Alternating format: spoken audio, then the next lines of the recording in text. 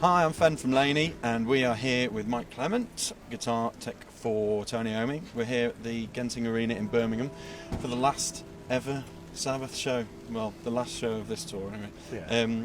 So what have we got here, Mike? Right, well, these of course are the Laney 100BLs, LA 100BLs, the modern version, of course. And this is what created Tony's sound back in the day. For many years, Tony has sort of always harked back to the original sound he had, and we thought, right, okay, let's try and get hold of one. So we did, and we plugged it up in the configuration that he used to use, and lo and behold, that was his sound again. Searching for so many years, but yes. Just back to square one, really. Yeah. Well, I mean, in the old days, and it wasn't just Laney it affected, but amps tended to be a little bit unreliable, and then, as I say, it certainly wasn't unique to Laney. So they did have a few problems before my time, of course. But these have just been such a godsend. I mean, Tony's been happy with his sound the entire tour. It's been absolutely great. That's good. That's what we like to hear. So, how long have these been out on the road? And these particular ones, we put this rig together November of 2015.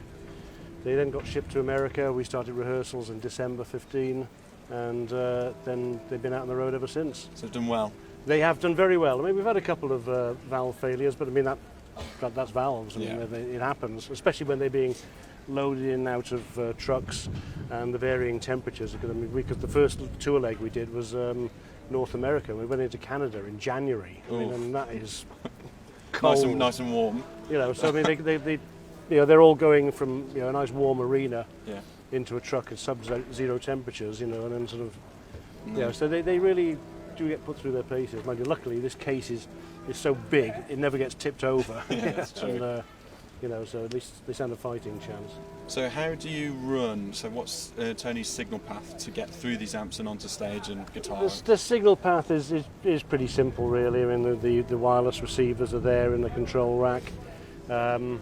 It then goes via a selector switch, which selects you between the different receivers, and a guitar lead if all else fails. There's a loop effect controller, which you switch stuff in. But I mean, Tony's stuff is very simple. We just have a bit of chorus every now and then. And then the feed from that goes via the boost pedal, which of course is like you're supplying with the new LA 100BLs. And then into the front end of the amps. And how are you running? You're running the amps flat? Pretty much so in terms of EQ. But they are turned up full. There is nowhere. The boost pedal as well is up full. I mean, there's nowhere else to go. That's brilliant. So what cabs are we running here? These are Laney cabs with the metal frontages, but we do have a special thing, and we have the larger apertures in front of the actual speakers themselves, because the smaller holes are a bit of a problem with large diaphragm mics. So that's what we had specially done. They're loaded with Celestion G12H Heritage, which are all made in England. Which again is probably what Tony had in the original days. Probably, yeah. Well, Mike, thank you ever so much for letting us come along and have a look at all the amps my and pleasure. the gear. My pleasure. And we hope the show goes well. Great, thank you very much. Cheers, mate. No worries.